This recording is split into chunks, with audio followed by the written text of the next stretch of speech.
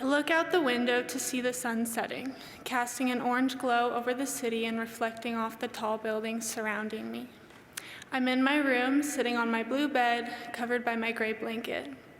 My tiger stuffed animal is sitting in my lap, and I'm eating my favorite ice cream. It's the best thing I've eaten all day. My parents are sitting with me, asking about my day, and they tell me they love me. It seems like a normal night, except the room is foreign to me. The window is made from unbreakable glass. My bed isn't really mine. My ice cream is already melted from my parents picking it up before their 30-minute drive here. And this place has only been my home starting 5 days ago when I was admitted to the inpatient psychiatric unit at Seattle Children's Hospital. Hi everyone, my name is I am 18 years old and am a senior in high school.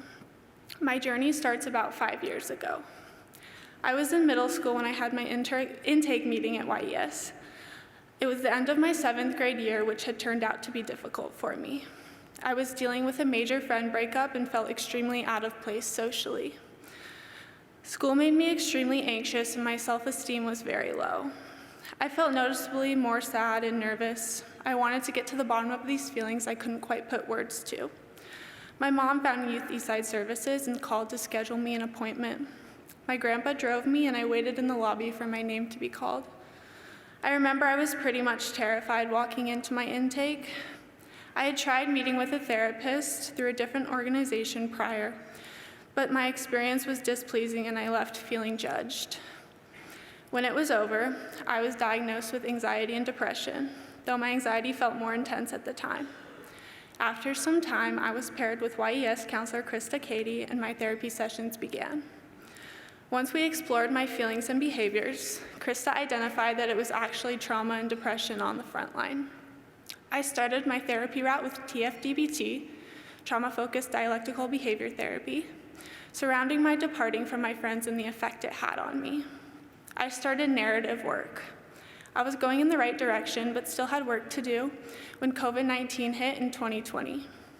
In the fall of that year, I started my freshman year of high school online. My sense of normalcy was gone. I couldn't see my friends, I couldn't go to dance, competition season was canceled, my grades were getting worse and my mental health began to slowly plummet. I felt myself falling deeper and deeper into a hole that I didn't have the energy to dig myself out of. Things had gotten to a point where I didn't want to be alive anymore. I was so tired of feeling like I was drowning.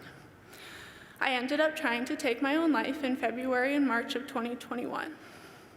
As I mentioned earlier, due to the state of my mental health and for my own safety, I was admitted to the hospital in April of 2021. I had finally disclosed to Krista my attempts and how I didn't feel safe around myself. It was really no question that I needed to be hospitalized, and I knew this, but it didn't make it any less scary. This was a low time for me, and I had felt ashamed I had gotten to that point. I learned a lot of DBT coping skills during my 8-day stay, and looking back now, I am extremely thankful I got the support and care I needed. After I was discharged, my therapy work turned to focusing on improving my mental health. I started meeting with Krista twice a week, and we really focused at one day at a time. I participated in a DBT group through YES for a while, but decided it was not the right setting for me. Group was still online at the time, and I wasn't finding it all that beneficial, so I just stuck to my one-on-one sessions. Finishing the school year was hard for me, and I ended up barely passing most of my classes. Over the months of summer, I worked hard to gain back some normalcy in my life and focus on myself. I made a lot of progress, was starting at a new school in the fall, and things were really looking up. In August of that summer, my world came crashing down. At 15 years old, I was sexually assaulted. The circumstances behind my sexual assault caused me to part ways with dance, which at the time was my everything. I lost the one thing I thought I would never have to lose. As I watched it be ripped away from my life, a part of me went along with it. I was left traumatized and had never felt so lost. This was a big setback for me. I felt like all my progress in therapy was lost and I was back at square one. Krista and I immediately pivoted my therapy to focus on what happened to me. Learning how to cope with being a victim of sexual assault and the loss of dance has been difficult, to put it lightly. I struggled a lot with self-blame in the year following my assault and trying to understand why me. It has affected my ability to trust people and made it difficult to form new relationships. I have experienced an identity crisis and suffered from insomnia, nightmares, and PTSD. Almost 3 years later, I'm still doing the work to reclaim my life and discover myself. I have started EMDR therapy to process my trauma and hopefully get to a place of healing. Since starting therapy, I have learned a lot. Youth Eastside Services has helped me through all my challenges in the last 5 years and helped me become the person I am today. I would have to say my biggest accomplishment in therapy is learning to be vulnerable and accepting that it is okay to be vulnerable. It took me a long time before I was able to fully open myself up. I have used the skills I have learned to continuously try and better myself. Due to my own determination, the help I have gotten through YES and my counselor, Katie, and my support system, I have found myself excited about the future. I never thought I would be alive to finish high school. Though I still have tough moments, I now want to be alive. I'm graduating in June with a 3.7 GPA and almost 30 credits.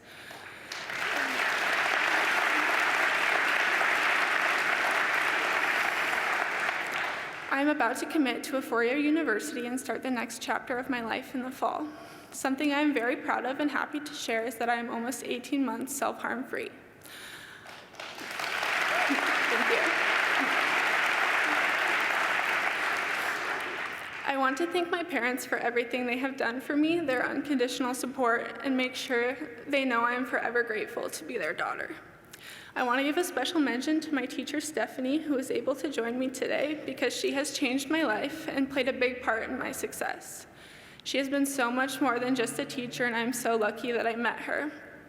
I am proud of everything I have accomplished through therapy in my life. I know I am not defined by my struggles nor the bad things that have happened to me. I am a survivor. I really hope my story can be inspiring for others. Thank you.